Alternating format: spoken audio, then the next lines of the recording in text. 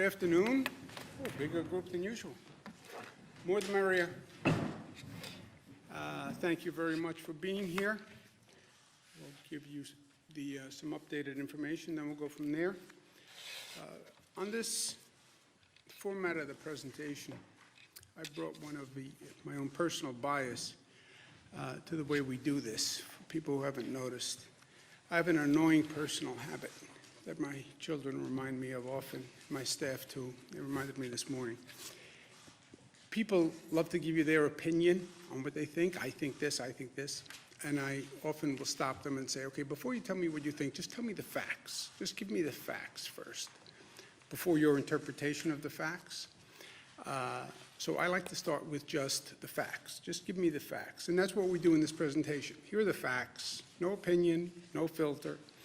And then I'll give you an opinion, but I'll tell you what's my opinion versus the facts. So just the facts. It is an annoying personal habit because people want to tell you their opinion. I think this. I know, but tell me the facts first. Then we'll do your opinion. Total hospitalizations, click down, still in the 18,000, but a click down. Good news. That's a fact. It is a fact. That is good news, not my opinion. You see flattening of the curve, all these new expressions that we never used before. Plateau, flattening, rounding. Net change in hospitalizations, down. That's good news. 3-day rolling average, because remember, any one of these days of reporting, this is a new reporting system. It's imprecise. I wouldn't bet the farm on any one day's numbers, but a 3-day average starts to be a little more accurate. ICU admissions is down. That's good news. Intubations are down. That's very good news, just on a real-life level. When a person is intubated, they're on a ventilator, 80% of the people will never come off the ventilator or thereabouts. So that's good news. Little reality check. You still have, on a day-to-day basis, about 2,000 people who are being diagnosed with COVID. So we're out of the woods. No, we're still in the woods. The good news is we showed that we can change the curve. Good news is, great news in my opinion, we can control the spread. That is great news, because can you imagine if we couldn't control the spread? If we did all this and the spread kept going up. So we can control the spread. But you still have about 2,000 people a day who are new diagnosis coming into the hospital system. So it's still a serious public health issue. Lives lost yesterday, 752. Which is the painful news of our reality day after day, and they are in our thoughts and prayers. You see 707 in hospitals, 45 in nursing homes. People are interested in those numbers and how those numbers are changing. But you see the terrible news has basically been flat over the past several days. Again, the number of deaths is a quote-unquote lagging indicator. It's almost disrespectful to put it in scientific terms. But these are people who were probably intubated, they were on a ventilator, and then again, a period of time on a ventilator normally has a bad outcome. The total losses, total number of deaths number, the CDC changed guidelines on how they want information reported. They want deaths, and then another category of probable deaths, which is a new category that's done by the local Department of Health or the coroner. So we're going to rationalize those new reporting requirements with local governments and get that information out as soon as we can. We're also, since we have a little bit of a period to take a breath, We're going to contact nursing homes and facilities to find out if there were other people who passed from COVID who were not necessarily in a hospital or in a nursing home, because there is a sense that there may be additional people who have passed away and they weren't included in the count because they weren't in a hospital, they weren't in a nursing home. So we'll be going through that. But basically, the healthcare situation has stabilized. The fears of overwhelming the healthcare system has not happened, thanks to the phenomenal work of our frontline workers, thanks to all the additional capacity that the hospital system created, over 50% additional capacity in 1 month. Just think of that. Thanks to the work that our federal government did, Army Corps of Engineers, providing the beds at Javits and Comfort. By the way, Javits, which is 2,500 bed capacity as the overflow valve, about 800 people have gone through Javits. So thank you very much. And that was a great service that was done by the federal government in a very short period of time. So we have that stabilized. People are still getting infected, but we have the infection spread down to a manageable number. We've accomplished that. People are restless. We have to talk about the reopening of the economy. How do we do this? We have to build a bridge from where we are to the reopening of the economy. Well, what does that look like? Let's say that where we're going, it's not a reopening in that we're going to open what was. We're going to a different place. And we should go to a different place, and we should go to a better place. If we don't learn the lessons from this situation, then all of this will have been in vain. We learned a lot if we're willing to open our eyes and open our ears. So we're going to a different place, which is a new normal. And we talk about the new normal. We've been talking about the new normal for years.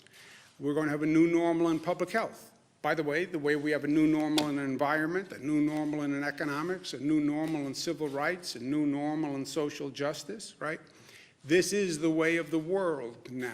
We're moving to a new place, more challenging place, but also potentially a better place. Well, when is this over? I say, personal opinion, it's over when we have a vaccine. It's over when people know I'm 100% safe and I don't have to worry about this. When does that happen? When we have a vaccine. When do we have a vaccine? 12 to 18 months. Who determines that? The federal government has to test the vaccine, FDA. It's a big gap, 12 to 18 months, yes. I say the sooner the better. Anything we can do to work with the federal government to get the vaccine done faster, we are all in. You want to use New York State as a laboratory? We are ready, willing, and able. Any way the New York State Department of Health can work with the FDA to reduce that testing period, we are all in and energized and creative and ambitious about it. So anything we can do to accelerate that vaccine, we will do. You need a place to test it in large numbers, think of New York. But that's the ultimate end, right? We have a vaccine. Now we don't have to worry about this. By the way, we'll probably have to worry about the next public health risk at that time. So don't forget everything we learned. Besides the vaccine, there's a possibility that they develop a medical treatment. So we can't prevent you from getting the virus, but we have a new medical treatment. And if you get the virus, don't worry, it's no big deal. You go and you get this medical treatment. That's another way of having a natural end, right?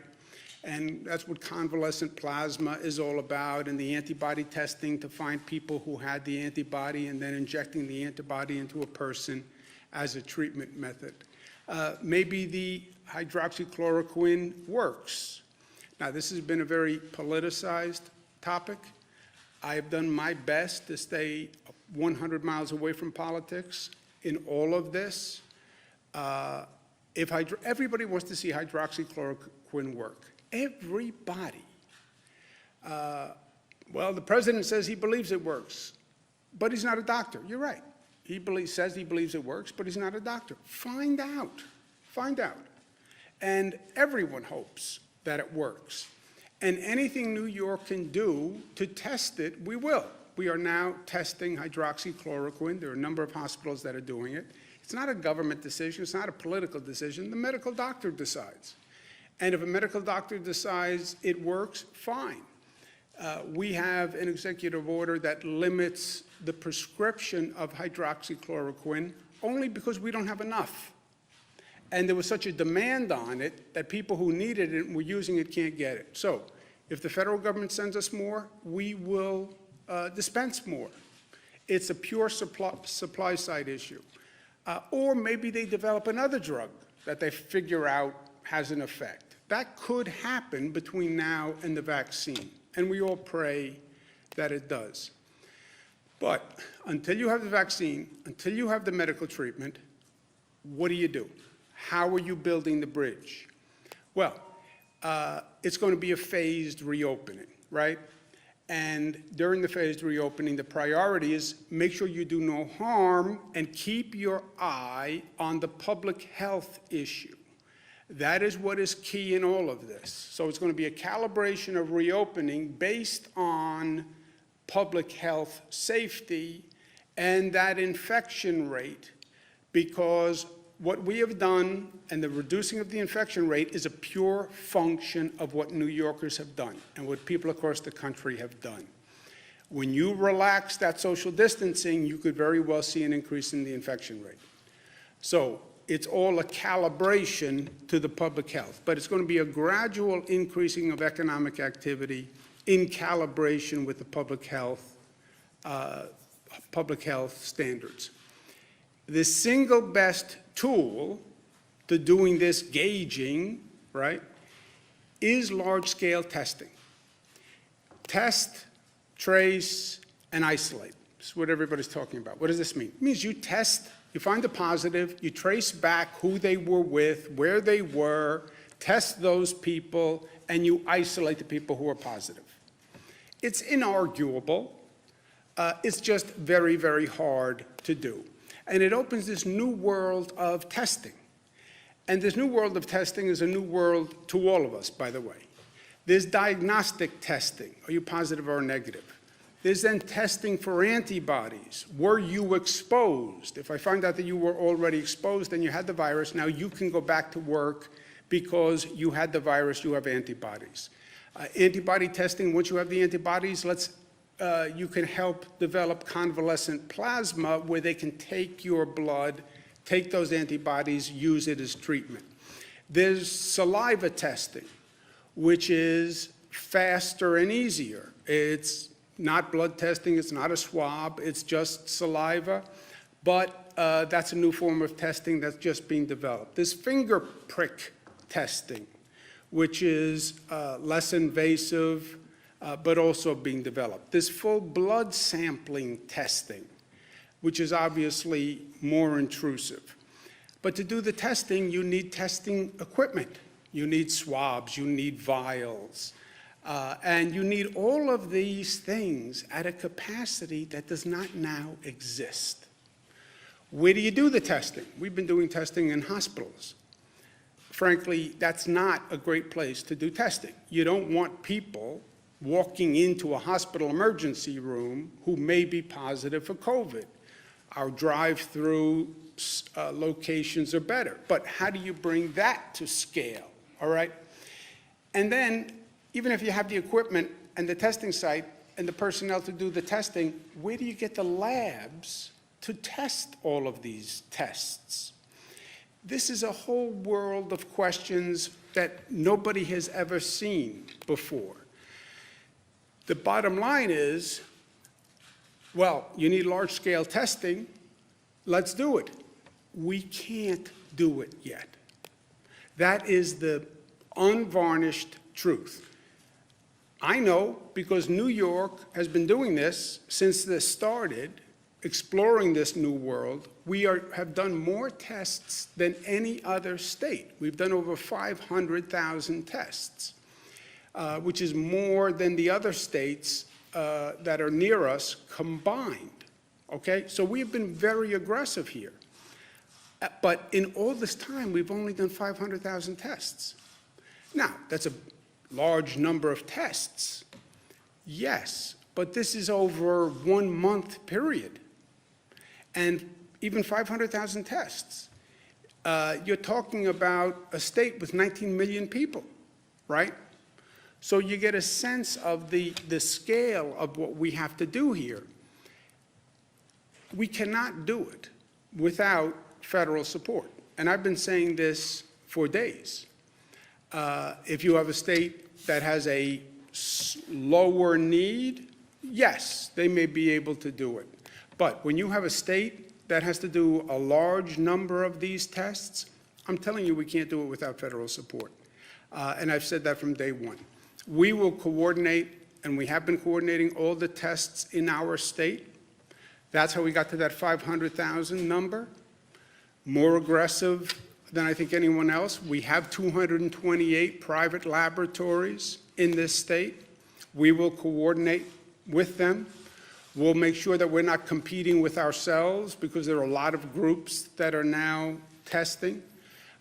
New York State Department of Health developed their own antibody test, and that test is going to be very important, and it's in our control because we'll actually do those tests. We don't need a private lab. We don't need anyone else. With those tests, it will go to about 2,000 per day capacity, and that is a finger prick test, so it's not terribly invasive. Even I can endure the pain of that one. We've asked the FDA to approve a state test that could get us to 100,000 people per day. To give you an idea, that's then 500,000 a week if you don't work the weekends, and I don't know if you do, and I don't want to raise something I don't know about, but 500,000 a week, we've only done 500,000 to date, right? So you get a sense of how powerful that would be if the FDA approves that. We're going to prioritize the antibody testing for first responders and essential workers, and this is important. We've all been saying thank you to the healthcare workers, and that's nice. But I've been talking to George Gresham through this. He's the head of 1199, which represents many healthcare workers. His point has always been the gratitude is appreciated, but we need support. The healthcare workers need support. They need the PPE equipment, and they need the tests to make sure they're not getting infected, or if they are infected, what is their status? And he's been exactly right. More than thank you, actions more than words, right? Nurses, the same thing, NISNA. They've been doing phenomenal work. They need support. They need the equipment. They need time off. They need to recuperate. And the first responders, the NYPD. Pat Lynch, who represents the NYPD, has said to me from day one, my guys need support, guys being gender neutral. They're out there every day. They live in the downstate area, and they work in the downstate area. Many live in Nassau, Suffolk, Westchester, Rockland, Orange, and they're working in New York City. They need not only PPE equipment, et cetera, they need testing. They need to know if they've been infected for themselves, and also they could wind up being spreaders if we don't know. Pat Lynch and the NYPD have been extraordinary here. Okay, make them a priority for the testing that we can do and we can control, and that's the antibody testing, and we will. So the more testing, the more open the economy. But there's not enough national capacity to do this. I've been speaking to governors across the country. Every governor is now in the same situation. I was speaking with Governor Pritzker of Illinois. He has some companies that do this testing in his state, but everyone is in the same position. And we have to be clear on this who does what between the federal government and the state government. The states cannot develop national testing. There's no simple answer to it. It's basically controlled by private sector companies who have been doing it at a reduced volume because that was the world. You didn't need such a high level of tests. So the private sector companies only developed to the capacity that the market demanded. This is an entirely new market. And then when you talk to the private sector companies, which I have, they'll say, I can't increase my volume. I can't get enough swabs. I can't get enough vials. I don't have enough machinery to manufacture it or test it. They need chemical agents that are part of the test. Many of these chemical agents aren't even manufactured in the United States, so there's an international supply chain. All this to say, it is very hard to bring this to scale quickly, and we need the federal government to be part of this. Testing capacity, to me, is like what ventilators were over the past month. All of a sudden, because of this virus and the respiratory attack, we need massive numbers of ventilators. I never heard about ventilators before this. I now know more than I ever wanted to know about ventilators. But it came out of the blue. They're very hard to manufacture. There's a whole supply chain. They're a sophisticated piece of equipment, and it's very hard to get them manufactured quickly. No one is to blame on ventilators. No one is to blame on testing. I know we're in a political world. Well, who's to blame? Who's to blame? Sometimes there's nobody to blame, you know. On this testing situation, there's nobody to blame. Just how do we now do it? How do you now scale this up and scale it up quickly? Because we want to phase the reopening as fast as we can between now and a medical treatment and a vaccine, right? That's what we're doing. I do know this. Let's learn the lesson of ventilators. The answer on testing is not what happened on ventilators, which is 50 states competing against each other to buy testing capacity from these private sector companies, and the federal government, which is also buying testing capacity, competing against the 50 states. That is not learning the lesson of what we did before. So, partnership with the federal government, 100%. But we need that partnership to do this. Once you test, then you have to trace the contacts. So we test Bernadette. Bernadette turns up positive. Okay. Who were you with over the past week? What family members were you with? Who do you sit next to in the office? You now have a list of 30 people. If it's Bernadette, even more, because she's highly social, has a lot of friends. Now, somebody's got to run down that list of 30 people from one positive. It's a detective, investigator, in the public health space. That is a massive undertaking. It's intelligent, but it's massive. And that is an army of tracers. So testing, have to get that up to scale, and then tracing. Yes, but that's a massive undertaking that we now don't do. So, testing, tracing, isolation, yes, we have to do that in concert with the federal government. Again, no one's done it before. No one has done it to this volume. And second, for the states to do this role of reopening, we need funding. And the past federal legislation has not provided it. It's that simple. They funded many good causes, hospitals, small businesses, et cetera. Yeah, but you now want the state governments to do all this work. Do this, do this, do this, do this. Okay, I'll do everything I can. I need your help with the things I can't. But you have to provide funding because at the same time, the state governments are broke. And that's not just me. That's every governor in the United States. That's the National Governors Association. The chairman, Governor Hogan, good man, Republican, and myself, vice chairman for the National Governors Association, wrote a joint letter saying the states need $500 billion in funding because I have to be afloat and have some capacity to do all these things you want the governors to now do. And that has to be in the next federal legislation. And there can't be excuses about it.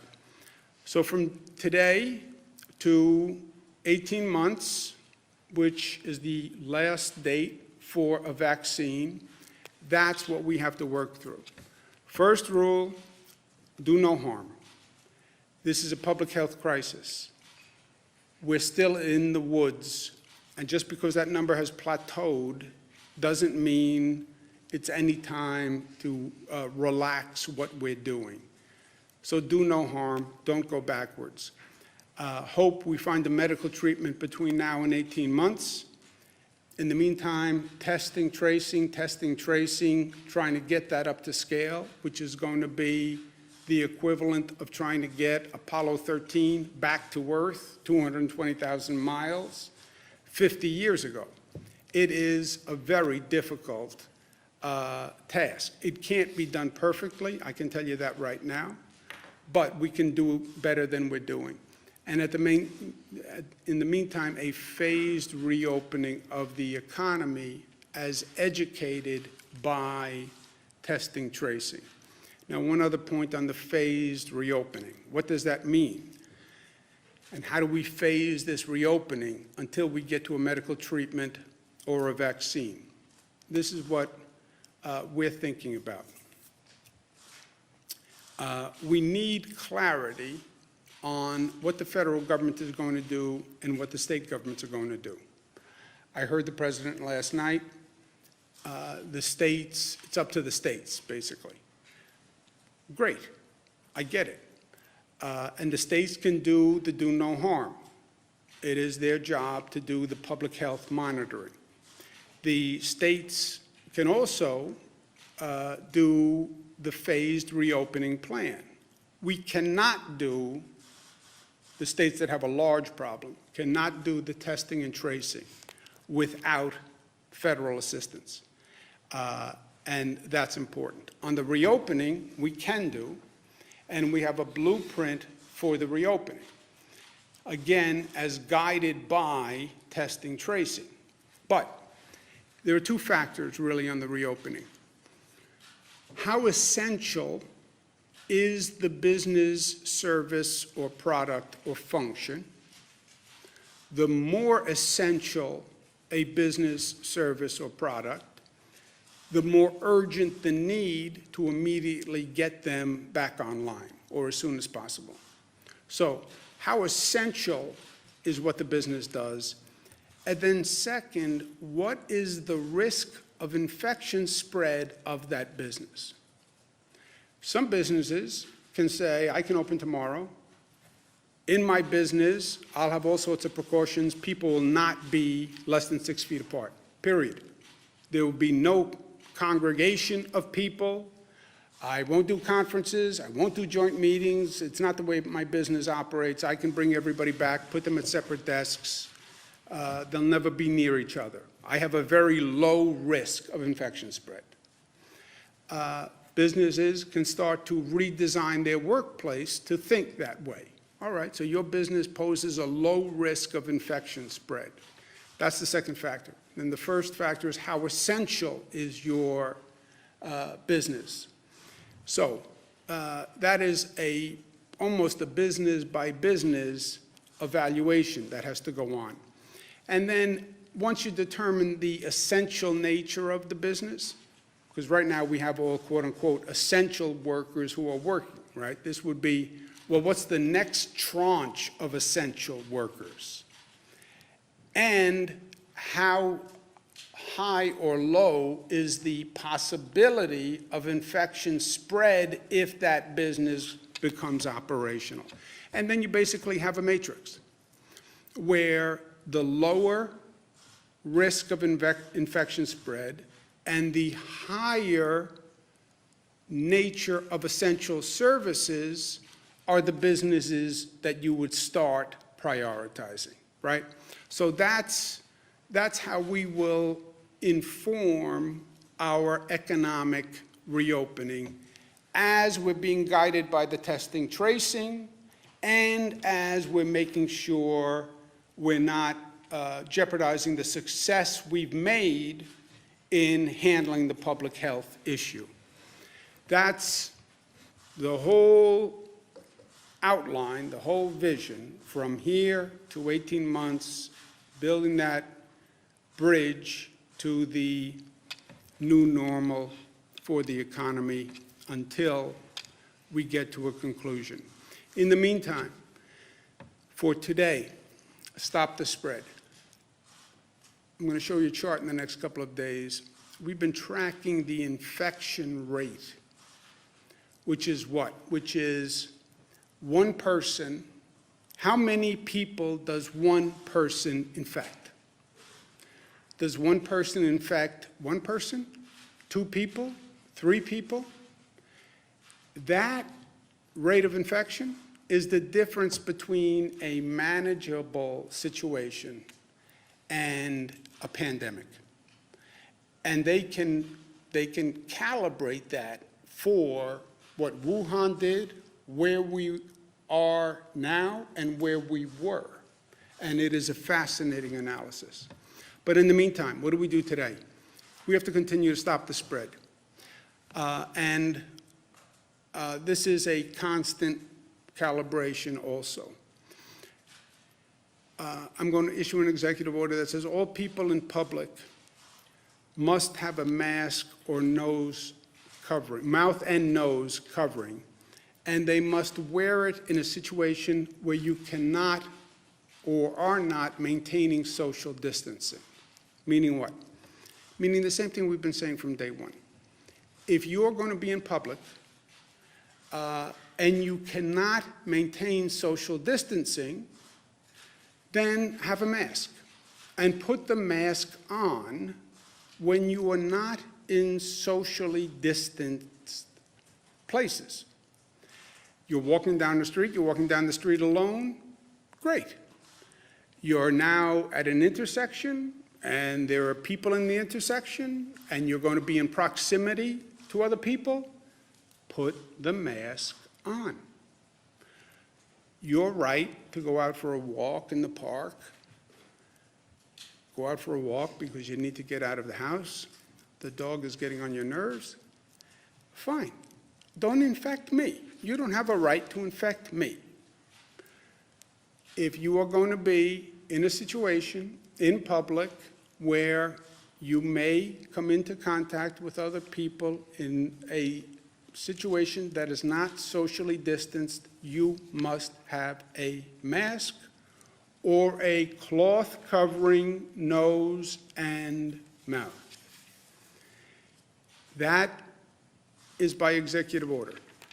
So if you're going to get on public transit, you're going to get on a bus, you're going to get on a subway, you're going to stand on a subway platform, you're going to walk in a neighborhood that is busy, you're going to be on a sidewalk, you're going to pass other people on a sidewalk, you're not going to be able to maintain social distancing, you must wear a mask. Or cloth, or an attractive bandana, or a color-coordinated bandana, cloth, but you have to wear it in those situations.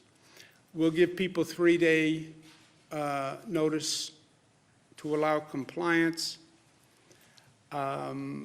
just on the off chance that somebody doesn't have a cloth covering or a mask, and we'll go from there. On the ventilators, we've stabilized our healthcare situation. New York had one of the earlier curves. There are other places in this country are now seeing increases in the death rate, and they're seeing stress on their healthcare system. I will never forget the generosity that people across this country showed to our state. And I said at that time, New Yorkers are generous and they are grateful and gracious, and when you need help, we will be there for you, and we will be. State of Michigan is going through an issue right now. State of Maryland is going through an issue. We're stabilized. We're going to send 100 ventilators to Michigan and 50 to the state of Maryland. Last point, personal opinion, build the bridge.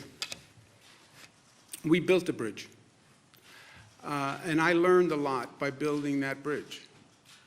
And it's a lesson that has informed me, and a lesson that I think should inform people who are hearing about us needing to build this bridge. There was a bridge across the Hudson River called the Tappan Zee Bridge. It was in very bad shape, had been in very bad shape for 20 years. For 20 years, everybody talked about we're going to replace the Tappan Zee Bridge. Nobody did. Tappan Zee Bridge was in such bad shape that there were actual holes in the roadway that they would put these large metal plates over. And when you were driving across the Tappan Zee, you go over one of these metal plates, and the plate would bounce a little bit. And you could actually see glimmers of light that would come through the hole and the metal plate. Traumatized 2 generations of drivers, me included. And government kept saying, yeah, we have to replace this bridge, we have to replace the bridge. Never did. I become governor, I say, we have to replace the bridge. A whole raft of bureaucrats say to me, I mean that in a nice way, you know what, it's too risky a venture.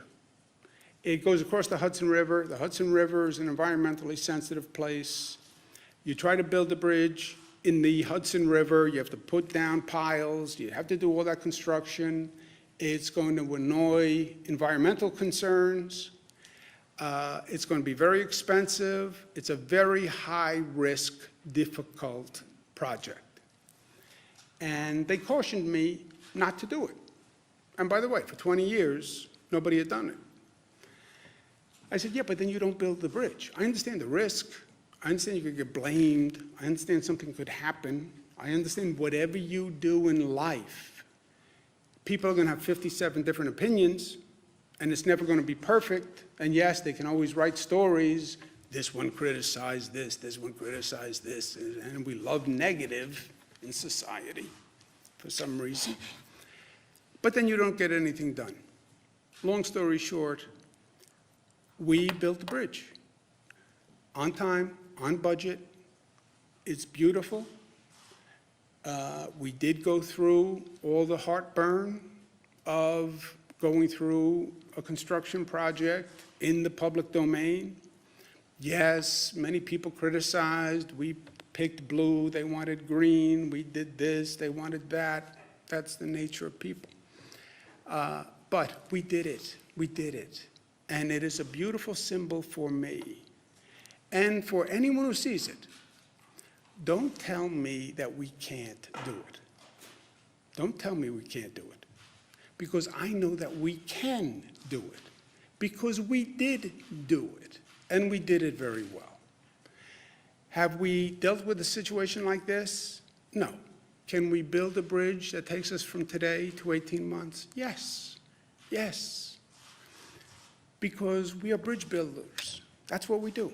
We build bridges, sometimes literally, sometimes symbolically, sometimes metaphorically, but we build bridges. The bridges can be a bridge, it can be an airport, it can be a new civil rights legislation, it can be new labor rights legislation, new minimum wage legislation, but we build bridges. That's what we do in New York, and we're going to do this. Questions? Governor, on the mask issue, now, so this will be any public space where there is congestion? We're talking busy streets, stores? We're just trying to get clarity on what this means. Any situation in public where you cannot maintain social distancing. 6 feet, is that what we're talking here? 6 feet. If you can't maintain that social distancing because you're going to a congested area, or it's a situation where you can't maintain social distancing. You cannot maintain social distancing on public transit. You can't. You can on a street that is unoccupied, but if you're going out for a walk and you may come to a place where you can't maintain social distancing, you have to have a mask. Will there be penalties? Criminal prosecutions? There's a possibility for a civil violation. You could get a penalty. You know, you jaywalk, theoretically, you get a penalty. Local governments would enforce it. I don't want to go to a penalty yet. I don't think we haven't seen flagrant non-compliance. So there won't be a penalty, but it is an executive order. I'm directing, if people don't follow it, we could do a civil penalty. You're not going to go to jail for not wearing your mask, but if we get there. But for now, no, there's no civil penalty. But local government should start to enforce it, and they should come up and say, you know, Jesse, you're supposed to be wearing a mask. And by the way, people will enforce it. They'll say to you, if they're standing next to you on a street corner, where's your mask, buddy? In a nice New York kind of way. Is it in the public interest in the public health for New York to release the number of COVID cases and fatalities at individual nursing homes? Two interests? Is it in the public interest? I know. Two interests. One interest is release as much data as possible. We will release as much data as possible on people who have died in nursing homes. Second interest is respect and legal rights to privacy. You pass away in a nursing home, or your parent passes away in a nursing home, God forbid, should your parent's picture really be on the front page of the newspaper the next day because they passed away from COVID? Did that mean their privacy should be violated?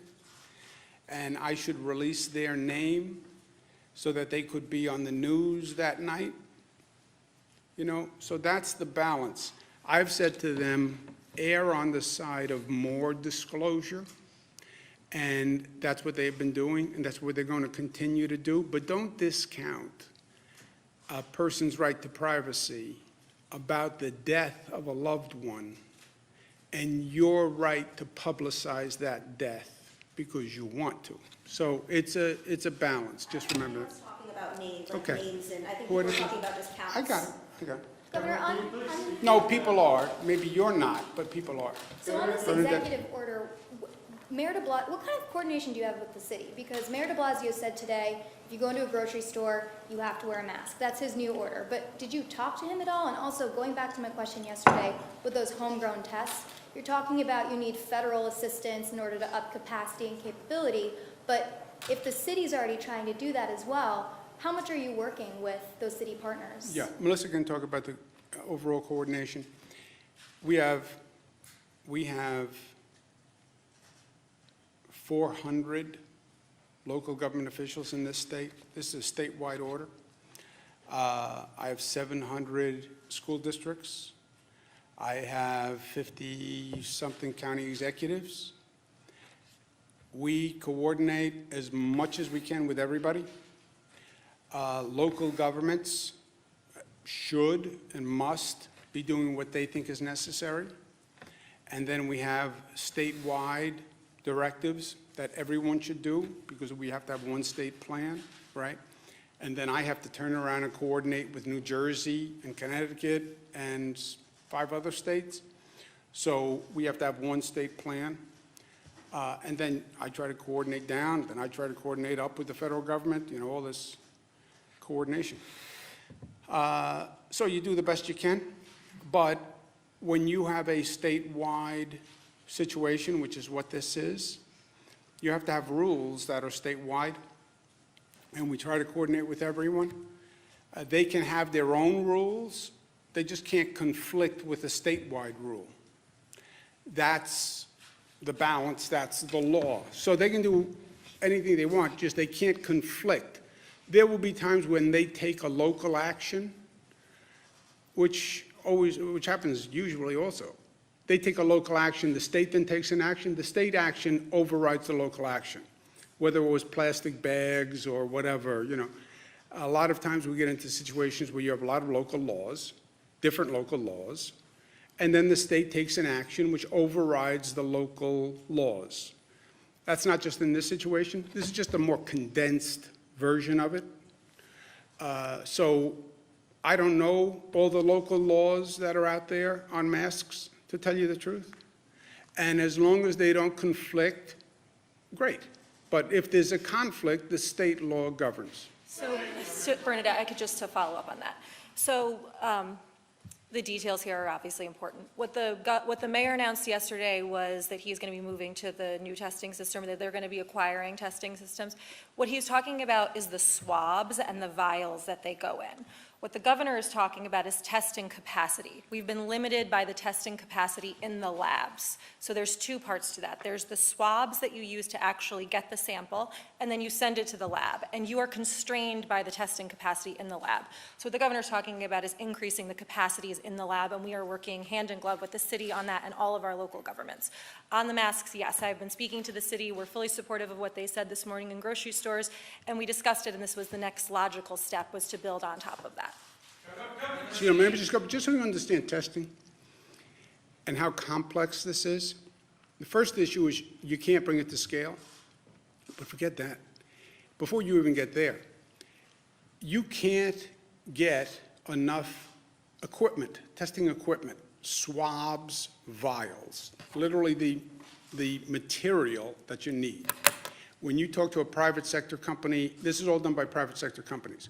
When you talk to them about how do you triple capacity, they'll say, I can't get the swabs, I can't get the vials, I can't get the physical equipment.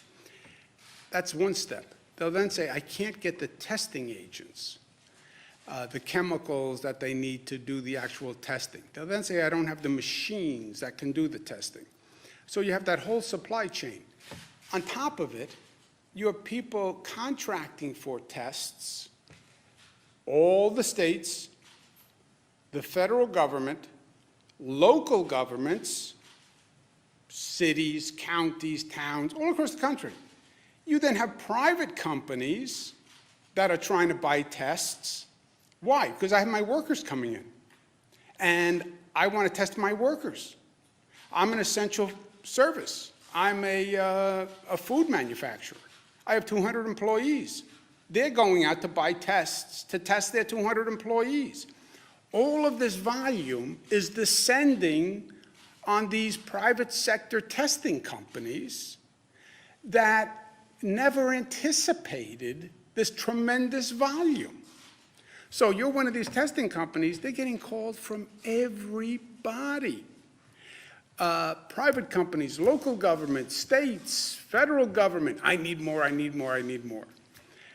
So you have this whole, it's just a complicated, chaotic, it is what ventilators was, probably even worse. Now, can the federal government do this? No. Can the state government do it? No. Can anyone do it? No. But we have to do the best we can to try to figure out, how do you get the supply chain up? Where do the chemicals come from? What countries do they come from? And that has to happen with the federal government. The state has shut down at least one state park in Rockland County at the request of local officials there. Why was that done, and do you anticipate closing down more state parks across the state? I don't know why the park was closed down. Does anybody know? Yeah. Melissa? There were complaints from some local elected officials, I believe, in Rockland County, and so the Parks Department evaluated the situation, and they decided to err on the side of caution, and so they've temporarily closed the park. Our goal is to leave the state parks open, because as the governor said, we do want green space where people can go and get fresh air and exercise safely while they're able to social distance. So we're going to evaluate that situation and make a determination for the long term, but for the short term, it is closed. Your incidental now outpaces far way too many other states. Can you please comment on whether or not you think that the state should have closed down sooner, and if you believe closing down the state sooner would have saved more lives in New York? Yeah, look, we can go back and do a retrospective sometime when this is over. As I said, I don't like to do Monday morning quarterback when you're at halftime, because you're at halftime. So it's not really, I don't know how this turns out. I don't know how it turns out for New York. I don't know how it turns out for the nation. So I just don't see how you start to do a game review while you're at the middle point of the game. If you forced me for a game review now, I would say, yeah, I'd like to know, let's go back to December, January. Who was saying what, when? Where was the international health community? President says, where was the World Health Organization? This is not my world, right? I don't know who should have done what, when, in January, February, et cetera. On the New York, which is a convenient fact that people miss, there is no state that moved faster than the state of New York from the time of our first case to starting to shut down to total shutdown. That all happened in like 19 days in the state of New York. We didn't have a case early on. Remember, this was Seattle, state of Washington, California first. It came to the East Coast later.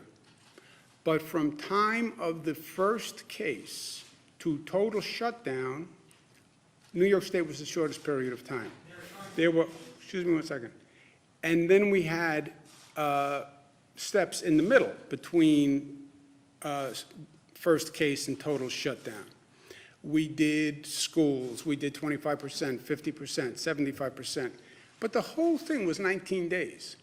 And what you also have to remember is, and just as a matter of days, on the factual question of speed of movement, no state moved faster than 19 days from first case to total shutdown. Second point is, it was not about my declaring a total shutdown. No one had been here before, and yeah, I can sign an executive order saying total shutdown, and the people of New York can say what they would like to say, which it said nicely is, I am not going to comply with that because it's highly intrusive, and you have not shown me any need for that action. Do you personally regret not moving quicker? No, I moved faster than any state in the nation. What else do you want? Yes, Governor, Renee? I have two questions on the masks. There's video out of Philadelphia of 10 officers pulling a man off of a train who was not wearing a mask when he was told to put one on or get off. Obviously, in New York, public transit is big. If that happens, if people refuse to get off the trains, what will happen to them? Yeah, we're not there yet. There is no civil penalty yet. There is no mandatory eviction from a public transit yet.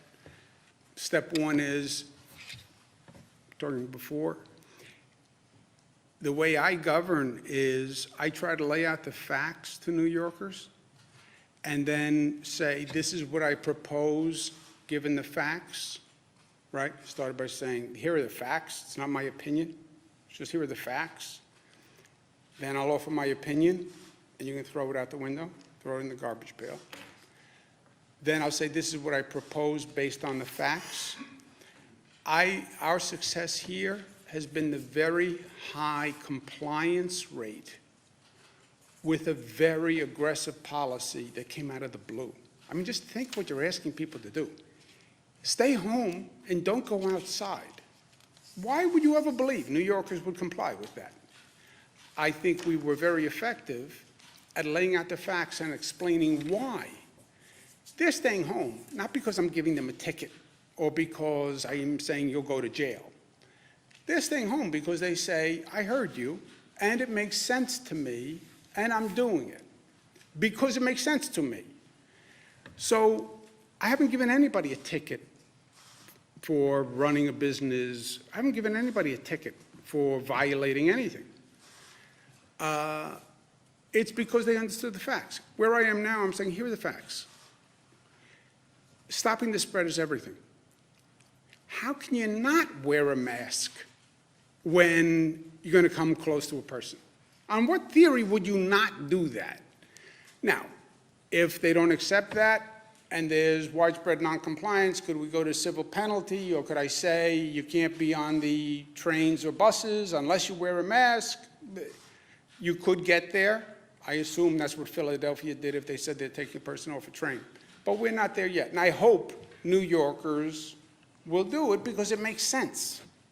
Last question, Last guys. part, but also I think people are, is this going to put people in a situation where where they're scared not to wear a mask. They want to go on a run or a walk, and they don't think they'll see anyone.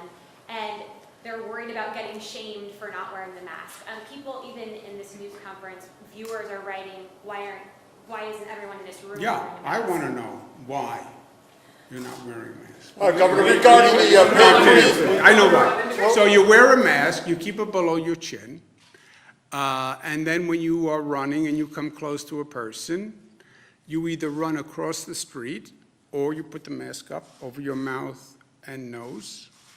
So, look, it's not the biggest inconvenience in the world, right? It doesn't have to be a surgical mask. It could be a cloth mask. Have it with you, and if you're walk in the woods and you don't see anyone, great. If you're in the walk in the woods and here comes John Campbell, and because that's what he does a lot, is walk in the woods, and you happen to run into him, then you have to put up your mask because here comes John Campbell. It's not that, when you think about, look, you get everybody's working so hard to spread the disease. The harm done if someone gets the disease, the number of people impacted, the healthcare workers, wear the mask. What's the big deal? It can be a mask, it can be a cloth, it can be a bandana, you can make it colorful, you can have a design, make it advertising. What's the big deal, right? Risk reward is life. regarding the pay freeze for that hits about 80,000 union workers, I think there's 500 to 600 docks workers who have now been infected. That's the prison system, that's parole. Some of them are nurses in state hospitals. So you have now a group of state senators led by Tom O'Mara is asking that you unfreeze that 2% so they can see that tiny amount in their paychecks. Would that break the bank? Yeah, Joe, it would break the bank. You know how you know? The bank is broken. That's how you know.